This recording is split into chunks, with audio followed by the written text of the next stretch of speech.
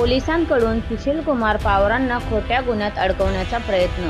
शहाद्यातील आदिवासी बांधव आक्रमक. शहादा प्रतिनिधी. बिरसा फायटर्सचे राष्ट्रीय अध्यक्ष सुशीलकुमार पवार यांना पोलिसांनी खोट्या गुन्ह्यात अडकवल्याचा आरोप करत प्रभुदत्तनगरमधील आदिवासी रहिवाशांनी तीव्र संताप व्यक्त केला आहे. 25 जानेवारी 2026च्या रात्री पोलिसांनी विना वर्दी आणि विना वॉरंट घरात घुसून पवार यांना जबरदस्तीने नेल्याचा दावा प्रत्यक्षदर्शींनी केला आहे.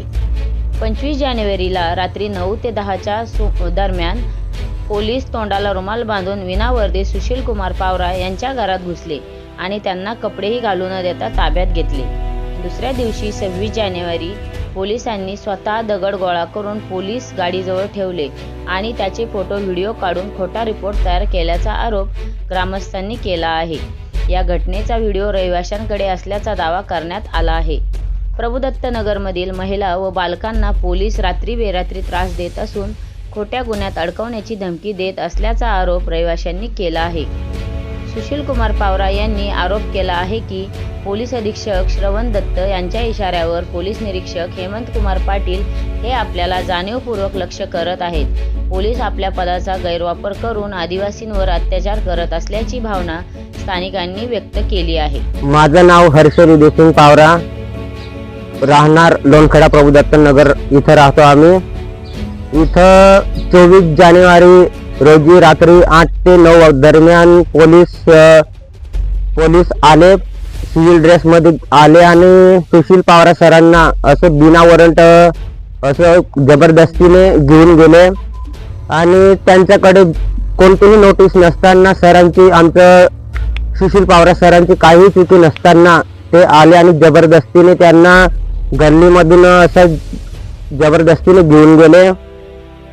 गावातल्या लोकांनी असं म्हणजे विचारण्याचा प्रयत्न केला पोलीसवाल्यांना, पण त्यांनी कोणताही असं काही गुन्हा सांगितलाही नाही आणि जबरदस्तीने सरांना बिना कपड्याचे असं घेऊन गेले. त्याच्यानंतर मग गावातले असं आमचे आदिवासी लोकांनी रोखण्याचा प्रयत्न केला, पण त्यांनी असं जबरदस्तीने घेऊन गेले सरांना. त्याच्यानंतर मग परत 26 जानेवारी 2026 रोजी ते असं दुपारी आले प्रभुदत्तनगर येथे.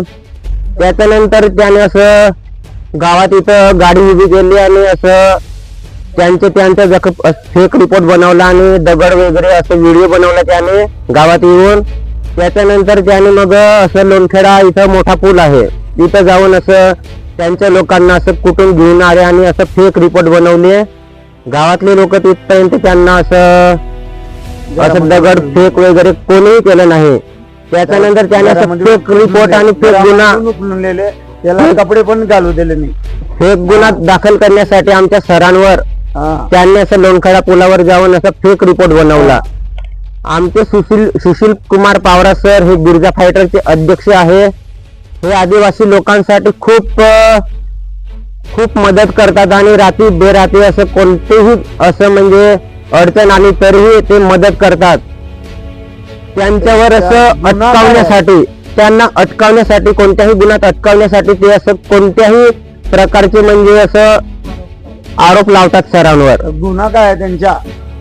सरांचा काहीही गुन्हा नसताना सुद्धाही त्यांनी असं म्हणजे रात्री 12 वाजता किंवा रात्री असं 8-9 वाजता येतात, ते सिव्हिल ड्रेस मध्ये येतात आणि सरांना रात्री 11-12 वाजता तेव्हाही उचलून घेऊन जातात मग त्याला कपडे पण घालून देतात. तर सरांवर कोणताही असं म्हणजे कोणताही गुन्हा दाखल करून त्यांना अटकवण्याचा प्रयत्न करत आहेत पोलीस प्रशासन. तर असं करू नये, आमच्या आदिवासी बांधवांवर त्यांनी असा अन्याय करू नये. असं जर कधी आमच्या सरांची किंवा आमच्या आदिवासी बांधवांची काही चुकी राहिली तर त्यांनी असं नोटीस पहिले पाठवावा आणि काय गुन्हा आहे ते सांगावं, त्याच्यानंतर अटक करावी. नाहीतर असं जर कधी त्यांच्याकडे असं म्हणजे खरंही काहीतरी गुन्हा किंवा काहीतरी आरोप लावण्याचा प्रयत्न असेल तर त्याने ड्रेसमध्ये यावं. असं सिव्हिल ड्रेसमध्ये येऊन रात्री बेरात्री त्यांना अटकावण्याचा प्रयत्न करू नये. याच्या पुढे असं करण्यात आलं तर मग आदिवासी बांधव शांत बसणार नाही असं म्हणून